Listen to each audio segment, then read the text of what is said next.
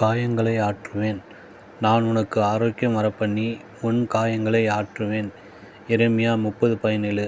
அநேக வியாதிகள் மனதில் உள்ள கவலைகளினாலும் பயத்தினாலும் தூக்கமின்மையினாலும் வருகின்றன. மற்றவர்கள் தங்களுக்கு இழைத்த அநீதிகளையும் கொடுமைகளையும் தாங்கிக் கொள்ள முடியாமல் உள்ளுர காயப்பட்டிருக்கிறவர்களுக்கு சரீரம் பாதிக்கப்படுகிறது. மருத்துவர்கள் விழிப்பூச்சாக எவ்வளவுதான் மருந்து கொடுத்தாலும் உள்ளான காயங்கள் ஆறுகிற வரையிலும் வெளியில் உள்ள நோய் தீர்வதில்லை. மனதில் ஆறுதல் இல்லாமல் இருப்பதே இதன் காரணம்.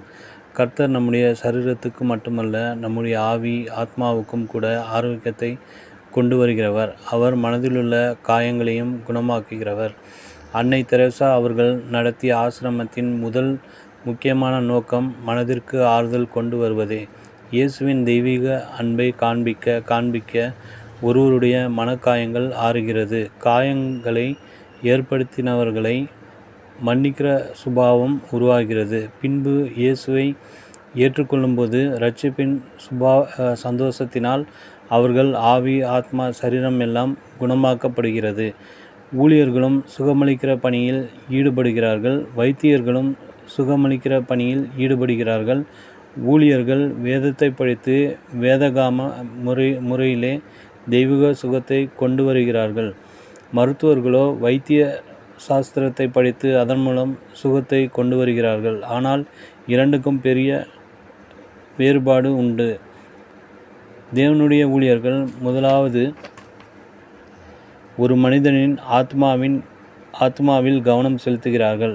ஆத்மாவில் தெய்வீக சந்தோஷமும் சமாதானமும் வந்த பின்புதான் சரீர சுகம் முக்கியத்துவம் பெறுகிறது.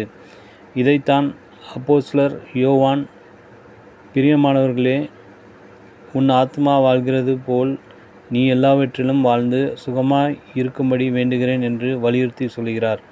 3 யோவான் 1:2. முதலாவதாக உங்கள் ஆத்மா வாழ வேண்டும். ஆத்மா வாழ வேண்டும் என்றால் ஆத்மாவில் இருக்கிற பாவம் நீக்கப்பட வேண்டும்.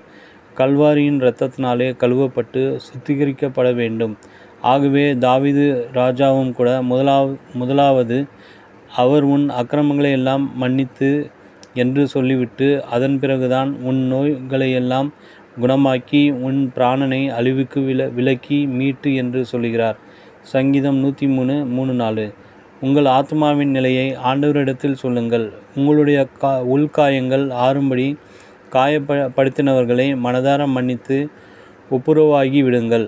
அப்பொழுது உங்கள் சரீர நோய் தானாகவே குணமாகிவிடும். உங்களுக்கு தெய்வீக ஆரோக்கியம் உண்டாகும்.